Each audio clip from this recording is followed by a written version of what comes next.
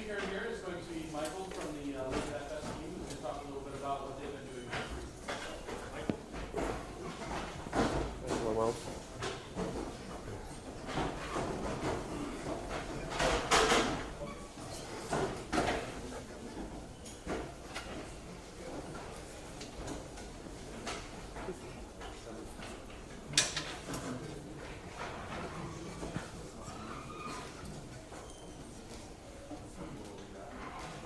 Okay. So I'm trying to talk more about our functionality because I don't think that people really know our project.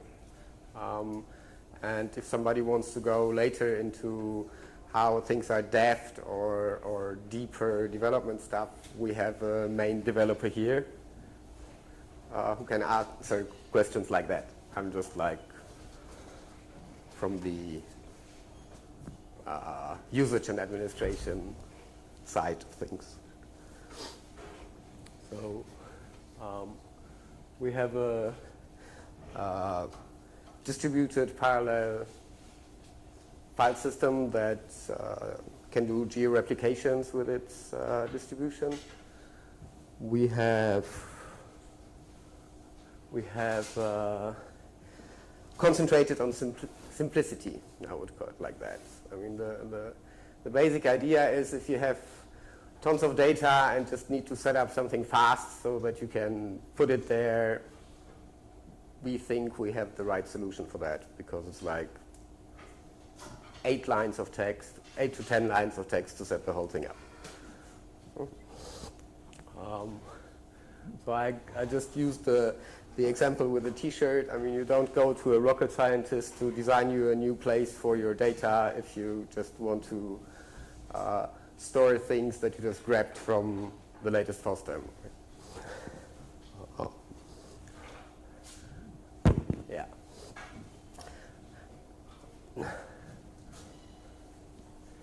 Yeah, we are basically the system has 2 main components. You have a metadata server and as many chunk servers as you like. I think the limit currently is 1,024 chunk servers. You can store up to 1 exabyte of data.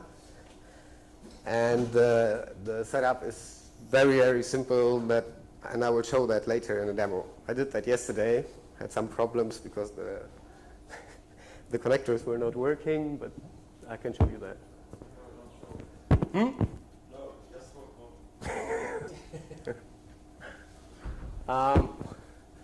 So there's basically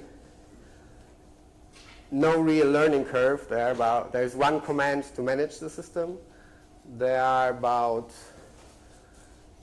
2 config files for a master and 3 for a chunk server that mostly you don't need to touch. The default configuration will do nearly everything for you. The only thing you have to do is to tell the chunk servers where the master is and where you want them to store your data.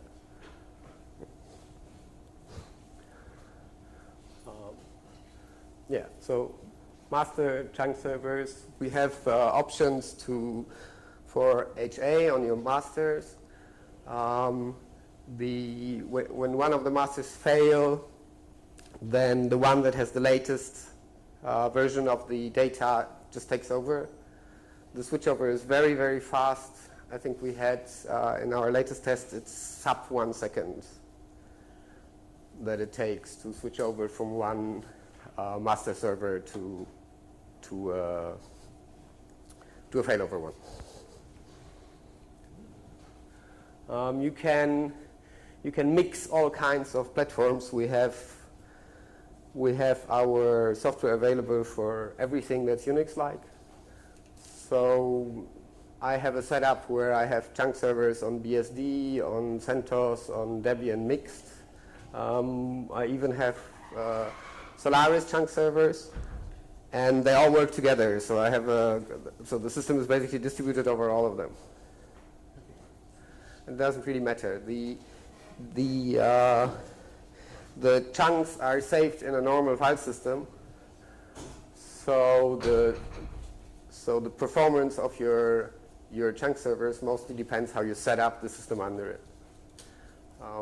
We mostly use XFS or ZFS for our scenarios, but it basically depends what you have and what you like. There is also an option to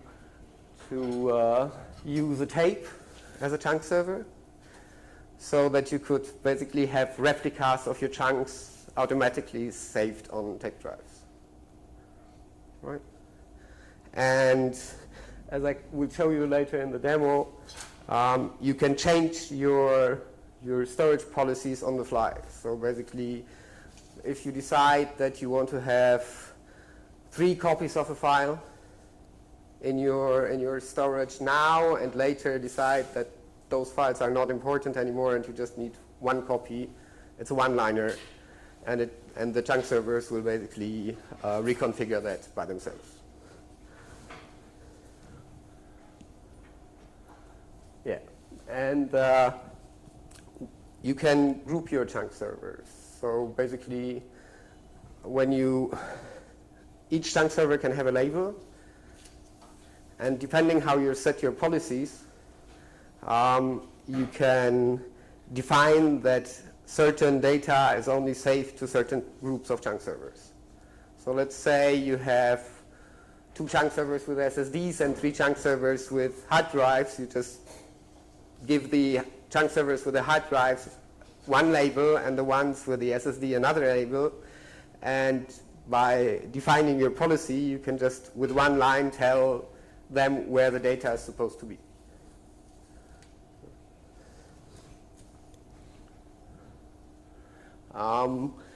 Besides replication, we also support erasure coding.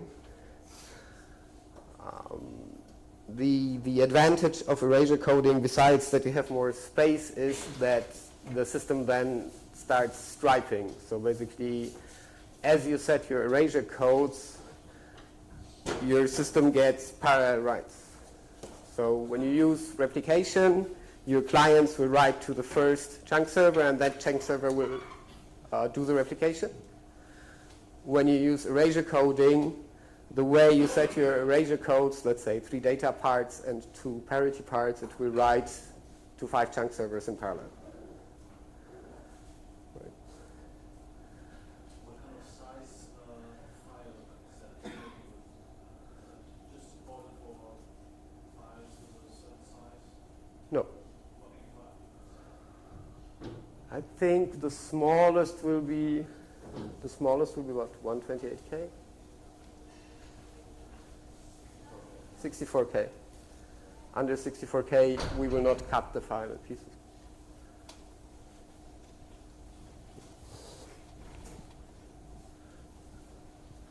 Yeah, since with erasure coding the system is parallelized, you will basically get nearly the same performance from few slow systems, from few fast systems, like from a lot of slow systems. Right? That way, it's relatively easy to have an upgrade path where you start with systems that you have, and you can at any time basically replace them on the fly.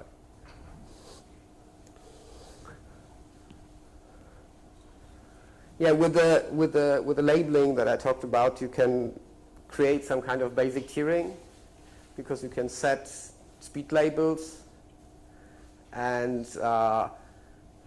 define where your data goes to, and that's not a replacement for auto tiering yet, but it's like a start. You can have as many labels as you want, and since the movement is very fast, it's relatively easy to create a manual tiering on your data paths.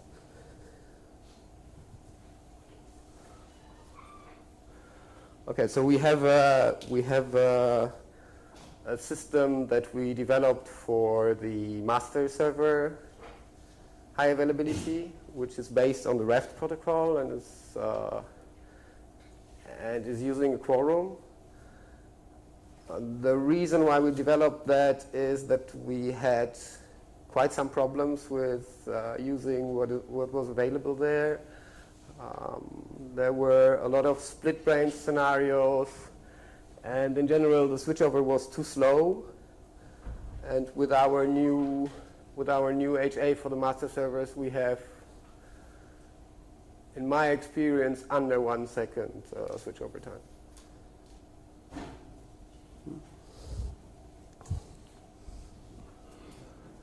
So if you configure your policy to be replication, your client will basically start sending data to the first chunk server, and depending on how many replicas you set, it will create a chain reaction. So when the first slice of data goes to the first chunk server, it will start replicating to the next, and so on.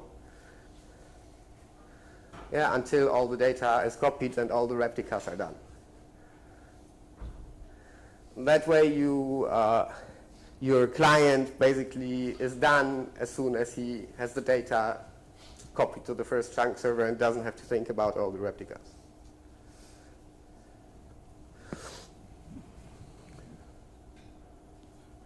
Yeah, we have metadata only snapshots. So basically it's a copy on first write system. So like in a ZFS system, you would basically have no space occupied by your snapshots, and we have no limits on the amount of snapshots right now.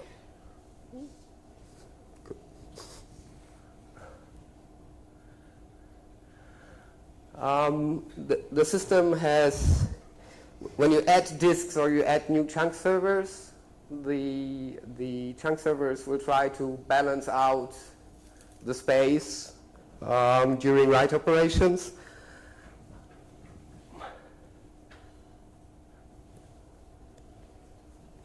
And yeah.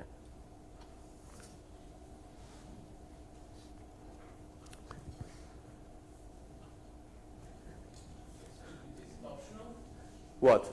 The auto balancing? It means that if you're balancing, you might think of removing some of the redundant information that you have from the other drivers.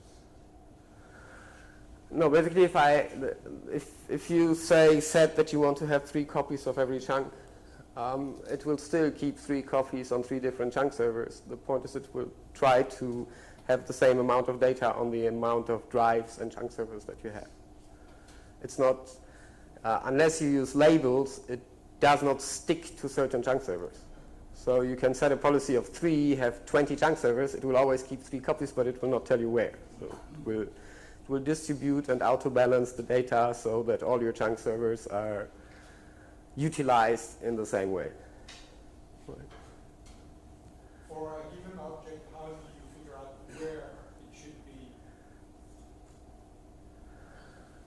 That depends if it's replication or if it's erasure coding. If it's replication, I think it's round robin. No? How do you figure out where an object should land? Well, it depends on its replication code, not labels,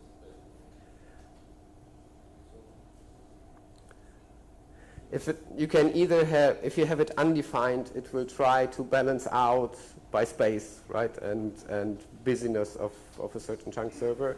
If you have labels, then it will go there where you defined where it should write to. So for instance, if I had object A, it makes a hash modulo the number of disks, and it will land on a disk. That's the idea. It's hash-based placement if you don't specify otherwise. No, it's not because just there are no labels at all. It's just kind of random. Once you create this chunk file, it goes somewhere. In a way that fulfill the balancing.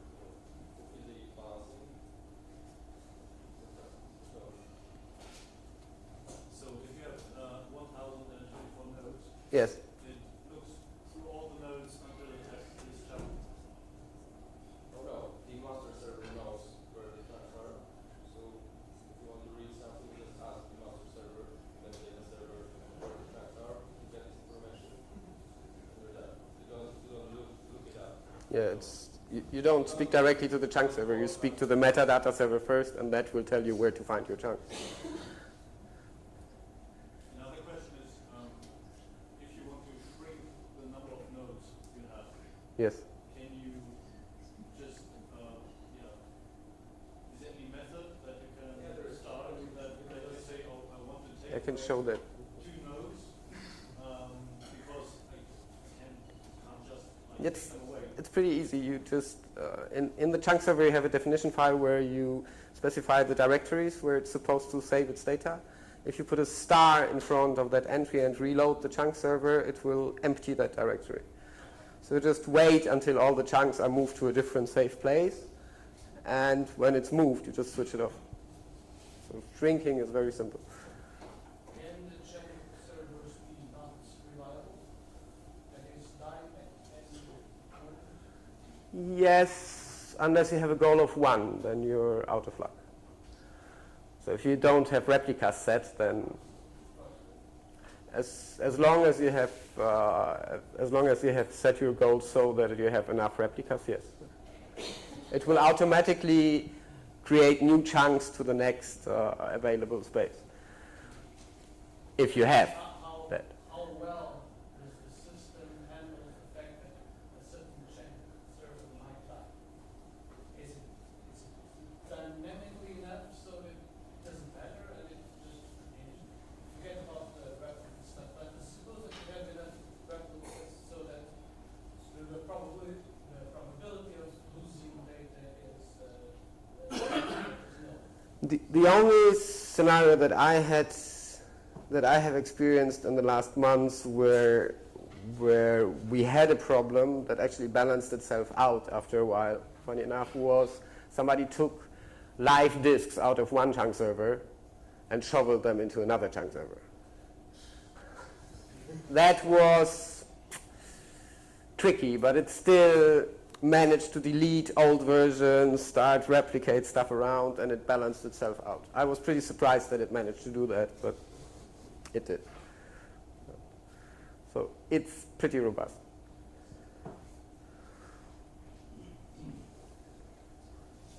I was looking if anybody has any other questions.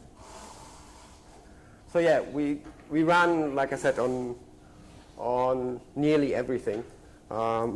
I personally have tried BSD, CentOS, Debian, Solaris. What else? Oh, I have a server and a client on the Mac. There is a commercial Windows client for people that insist on that operating system. I don't think that there is any platform that we couldn't support. I know that there are people running it on ARM. There is a relatively small community for that. There's one university in Germany that wants to set up a rather large ARM scenario. I'm pretty interested how that will work with the new 64-bit ARMs. So if you have any other adventurous Unix-like operating system you would require LizardFS on, we can port that probably as well. The FreeBSD port took about 3 hours. Yeah. So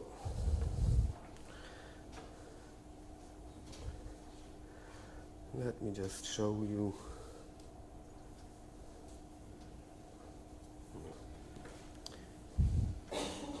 I'll just connect the demo computer.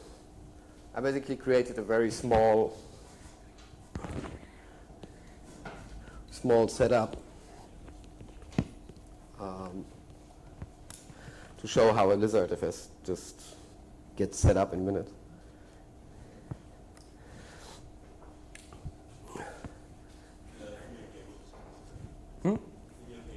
Yeah.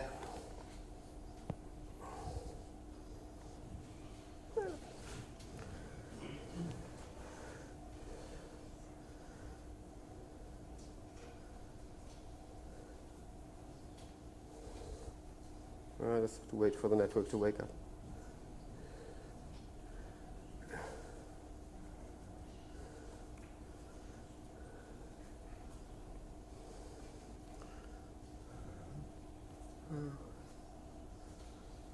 that fit?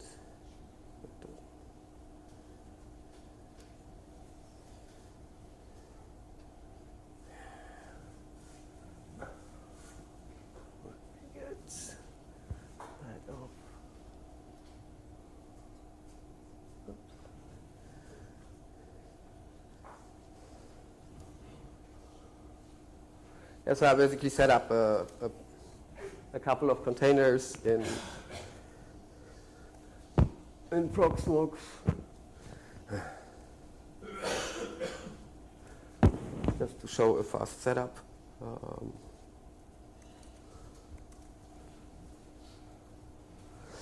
So all I basically do is... Can you invert the terminal code?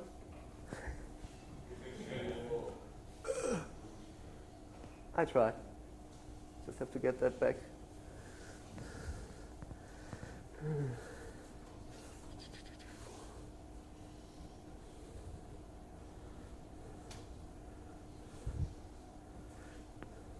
I don't remember how you invert it, but I can at least make it bigger.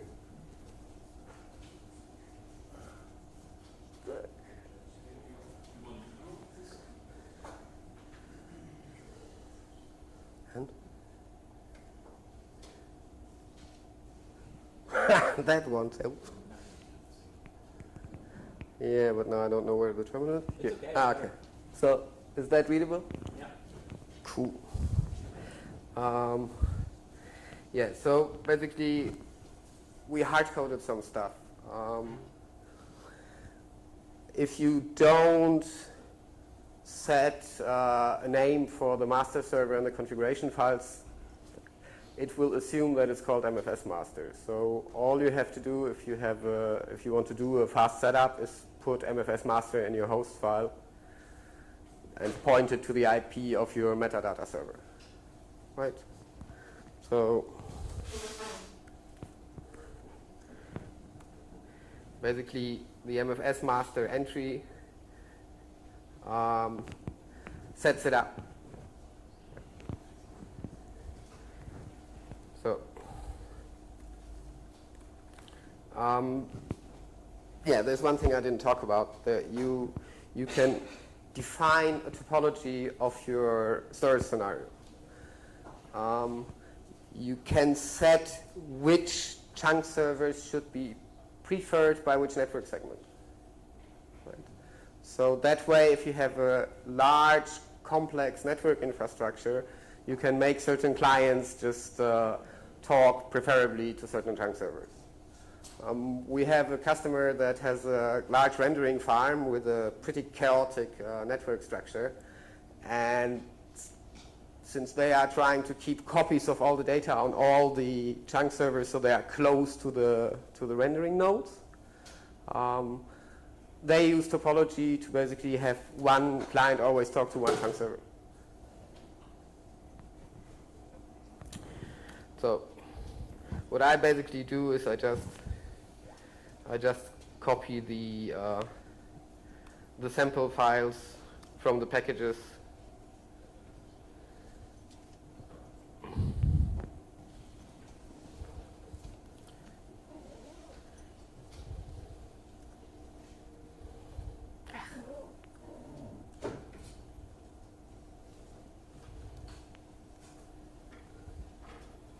And I don't change anything. I have to create an empty metadata file.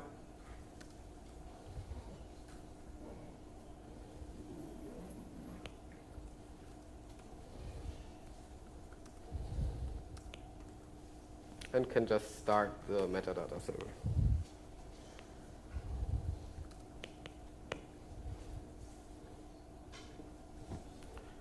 So can just check on the browser. I don't know. Let's get this one again.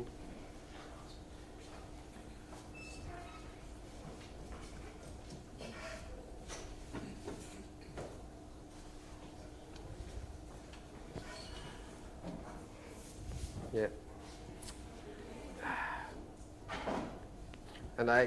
And we have a very simple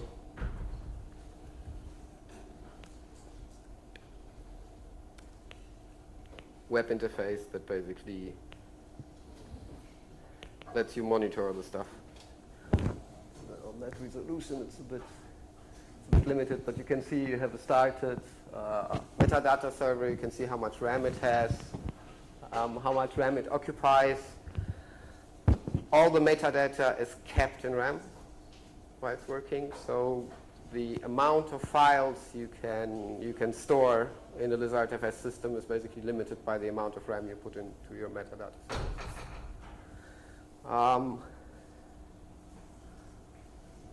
Yeah, so we have a metadata server basically running. I will attach 2 chunk servers to it, which is also quite simple. So it's just one package. It's called LizardFS chunk server.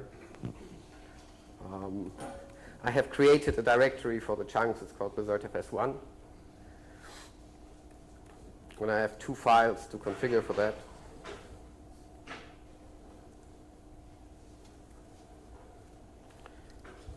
One is basically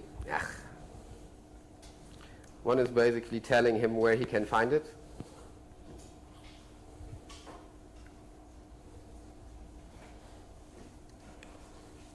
And the other one is a configuration file where I can keep the default values because I put MFS master into the host file.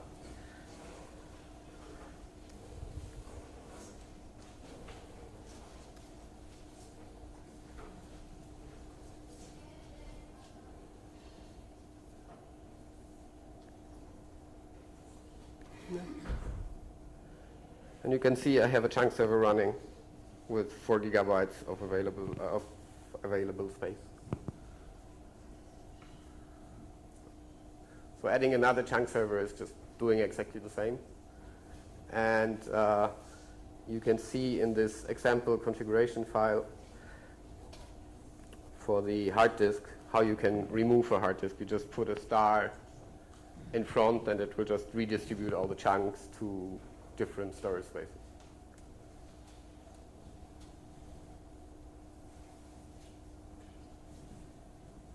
How do clients actually connect to the cluster? What protocol do you use? We have our own protocol. It's a Fuse-based client.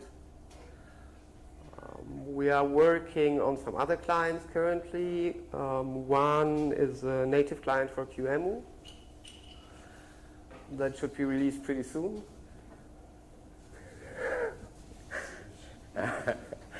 Another one is an emulation interface for HDFS, so that you can connect Hadoop-like systems to it. And there is a plan to release an NFS conversion, so that you could locally connect via NFS, and it would speak Lizard on the network side. Do you have plans to support multi-tenancy? Multi-tenancy in which way? Having different users that can mount shared storage with quotas and different users not seeing each other's files. So we have a full POSIX implementation. That's not the same thing. And you can define rights for hosts per directory and per subdirectory. It's basically similar how you would do an NFS setup.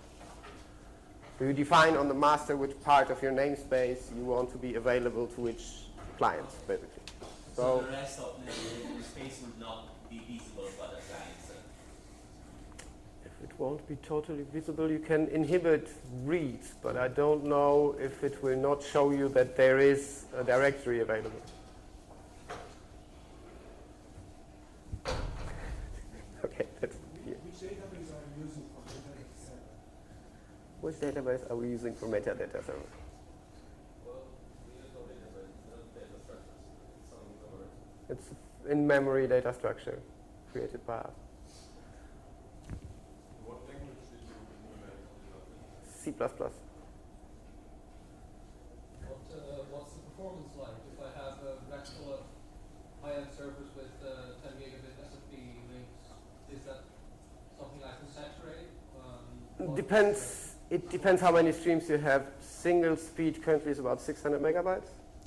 The QEMU driver seems to be a bit faster, has about 750 megabytes in our last tests.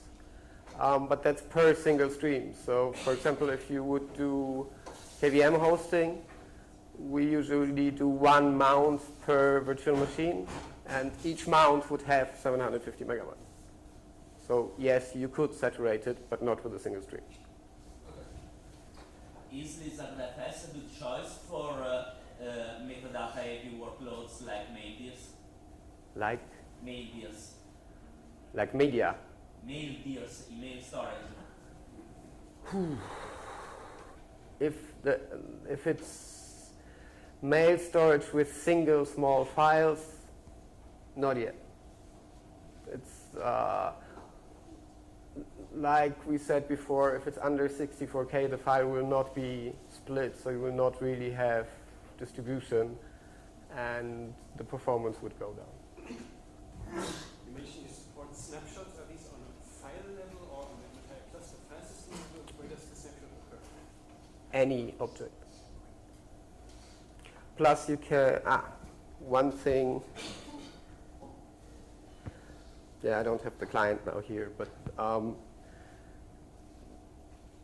you can change the policy with one command on any object. So you can set a goal of 2 now for your directory and change it to a goal of 3, just saying LizardFS set goal 3, and it will immediately start creating the next replica. So you can move from EC 2+1 to replication of 5 just with a one-liner, which is quite interesting if you want to do backups. If you have chunk servers that are defined as tape drives, you could just do a policy change on the directory and you would have automatic backups to LTO tapes.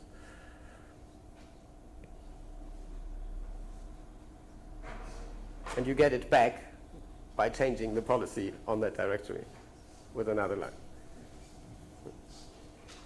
Do you have an idea of the ratio of storage to memory? Yes. Files, amount of files per RAM. I have a table, but I don't remember it.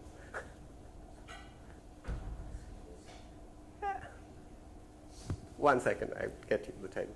I can give an example. We're running it at a school level before, and we have about 50 million files, and it takes about 14 gigs of RAM.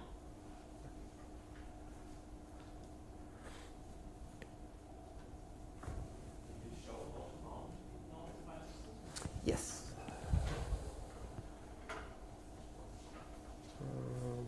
Let me go here. So you have there's a client.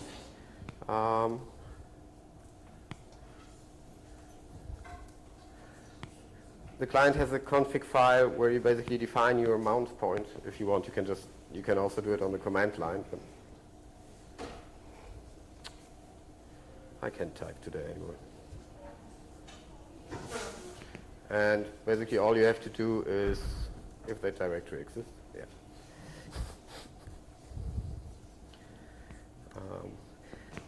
Again, it has to know where the MFS master is. If you use a different name for your metadata server, you have to set it in the configuration file. If not, it works right out of the box. And there's your directory. It's mounted. And actually, say it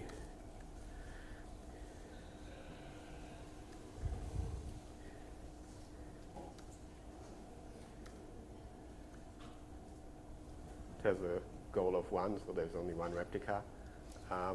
It doesn't really make sense to set a different goal now. I just have one chunk server, right? But setting a different goal would just be 2, 3, 5, 10 to that password, and it would distribute as many chunks. So if you're just setting one chunk server, would you create multiple copies of the same machine, or would it fail? Just going to create another copy. Would, yeah, and it would wait for you to add more chunk servers. So once you add a new chunk server, it would automatically start creating new chunks back.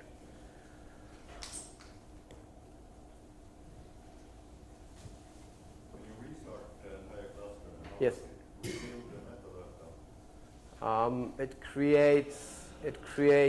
It dumps the memory to disk every, Piotrek, how often do we dump the metadata to disk?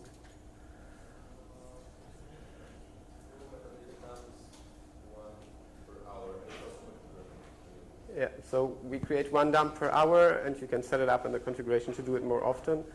Plus, you can create so-called meta loggers that will constantly log all changes to your metadata server. Does it dump the data when you take it down as well? Yes. What kind of integration tests do you run? Integration tests. That is, you deploy a server, Yes. multiple machines, use tricep before committing a patch to make sure that it reaches data, and you can recover, So that kind of integration tests. we mostly do load tests with any tool that I can find. I mean, it's like the test for 3.10.6 was like I had about 12 chunk servers, and I was bombarding it from multiple streams with IOmeter, IOZone, and FIO at the same time, and then started kicking chunk servers out. I think for redundancy testing, that's good enough. Constant 100% load is always a nice test. There is nothing that you can do more than that, actually. What methods can you use to make the metadata server highly available? So we have members of the community that basically have tried it with. Yeah. We have our own system, but that's a commercial solution that we invented. That's based on the Raft algorithm. But it's your choice. Right? Yes. So the mount point on the chunk server can be any file system, is correct? Or Yes, it's just a directory. yeah, so is there any implication mixing different file systems? No. Some behave differently, performance-wise. Okay, you have a performance impact on what you choose, but it will always be. In the replication, I don't see really a big impact if you use replication, but there will be a very big impact if you use Erasure coding, because your writes are parallelized, and you will always have the performance of the slowest chunk server in the write. Because the write will only be finished if all the chunk servers in that stripe set are done. So were you doing tests with different file system types? Yes. I actually have the same experience as the Ceph guys, that everything that starts with EX is not really a good choice. We have quite nicely worked with XFS, and for very high performance we have ZFS setups with all tuning that you can do there. With ZFS, your only limit is that you shouldn't fill your file system more than 80%, because then your performance goes like.